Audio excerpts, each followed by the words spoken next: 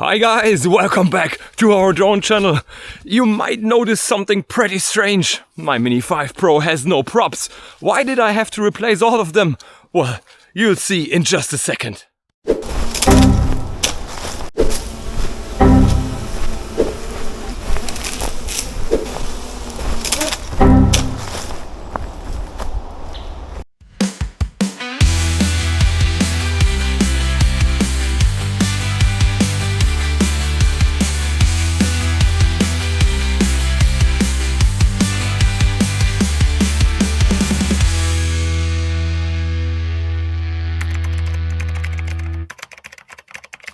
So obstacle avoidance is one of the big promises of the Mini 5 Pro. DJI even added LiDAR this time, which sounds great on paper, but can it really handle a dense forest, bushes and narrow trails, or will it crash and burn?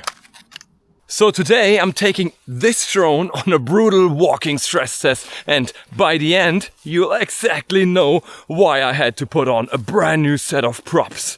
Let's dive right in.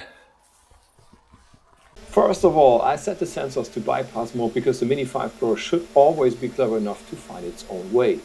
At least that is what DJI promises. If it's not, then we are in for some spectacular crashes later on.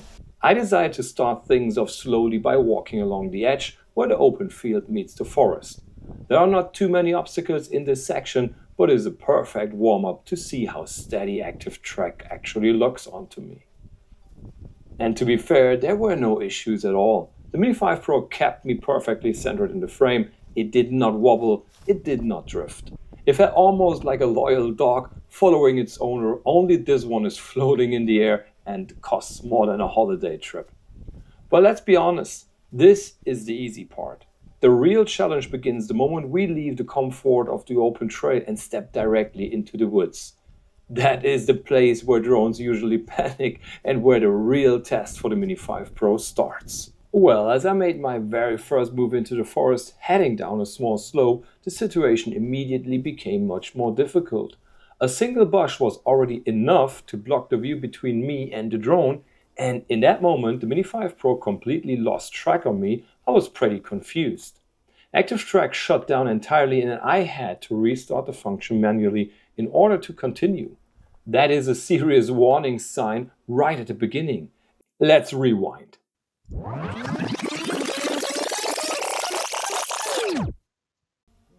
On the second attempt, the Mini 5 Pro managed to hold its track as I moved downhill into the forest once again. This time it did much better.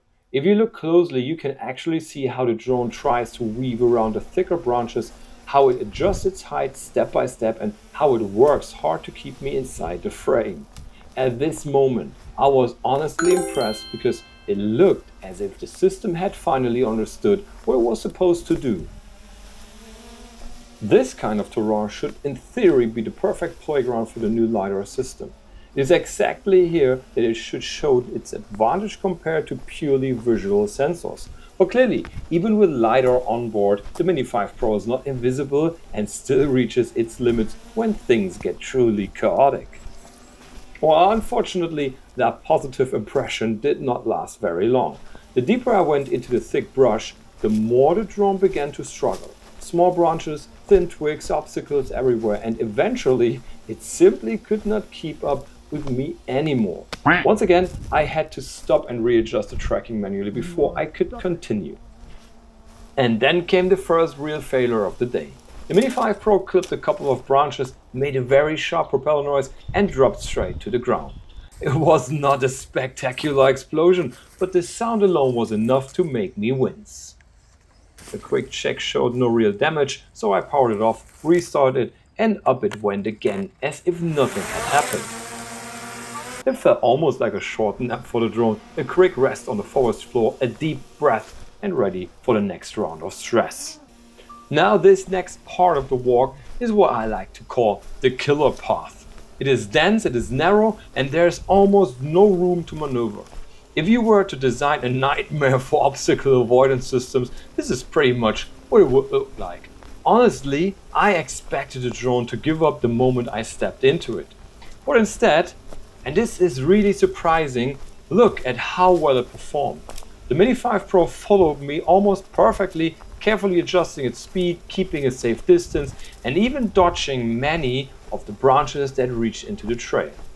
At one point it felt less like a flying camera and more like a very polite hiking companion that always knows how far to stay behind. This was the first moment where I thought, yes, this is probably the exact kind of scenario DJI had in mind when they decided to add LiDAR to such a small drone. So I kept moving and the drone stayed right behind me without missing a beat, no matter how many brushes and trees stood in the way. Of course it was not flawless, and all of a sudden the Mini 5 Pro brushed against some leaves and clipped a couple of thin branches. I honestly did not expect it at that moment, it just happened out of nowhere. But instead of dropping, the drone simply powered through, trimmed a few leaves like a careless gardener, and kept flying as if nothing unusual had happened.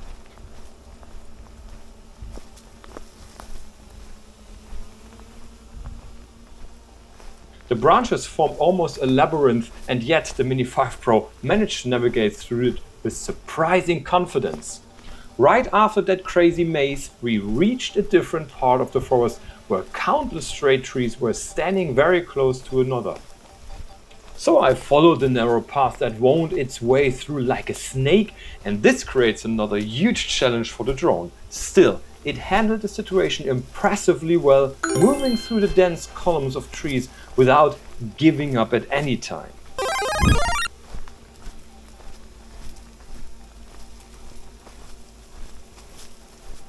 Next came a really tricky section, leaving the forest through a very narrow gap.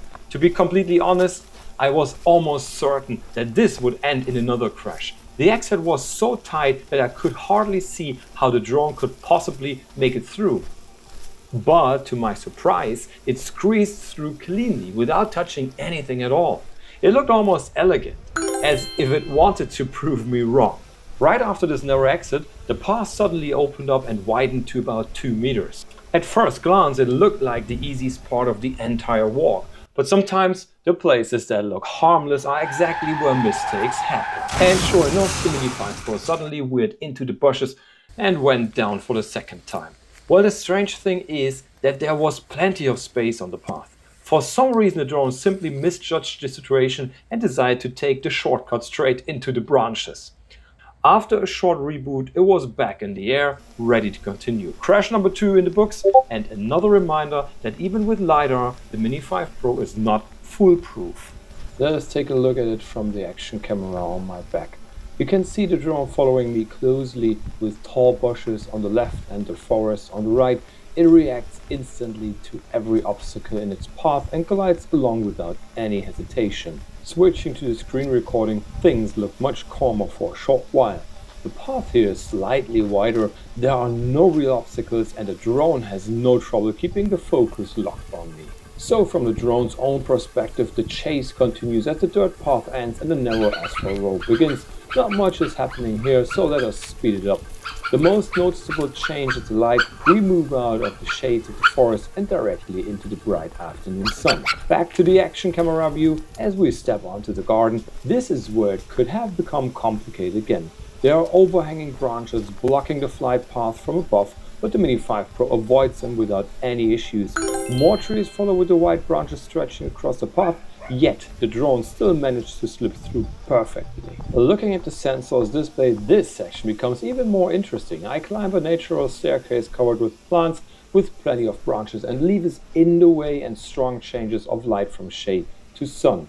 Finally, the view switched back to the drone itself. It follows me calmly across the open lawn of the garden. No obstacles here anymore, just a straight line towards my favorite apple tree. The tree is full of bright red fruits, ain't it lovely? And as a perfect ending to this long walk, let me pick one and take a bite. A sweet reward for me and a small victory for the Mini 5 Pro, which has survived the entire stress test. So what do we take away from this stress test? First, the DJI Mini 5 Pro is clearly a step forward from the Mini 4 Pro. LiDAR really does make obstacle avoidance more reliable, and even after 2 hard crashes, the drone kept flying without noticeable damages. Well, apart from the broken props. And second, the limits are still obvious. In dense brush, thin twigs and complex paths, the sensors can get confused and you might lose tracking. That means you cannot rely on it 100%, especially if you're flying in areas with a lot of obstacles like I did. Well, but overall, I'm pretty impressed. For such a small and lightweight drone, this is probably the best obstacle avoidance system you can currently get in this category. Would I trust it blindly? No way. Would I take it into the forest again? Absolutely, but with the expectation that I still have to watch out. So after we've seen that stress test, what do you think? Would you trust your Mini 5 Pro in terrain like this, or would you stick to open fields? Let me know in the comments, and I really want to hear your thoughts.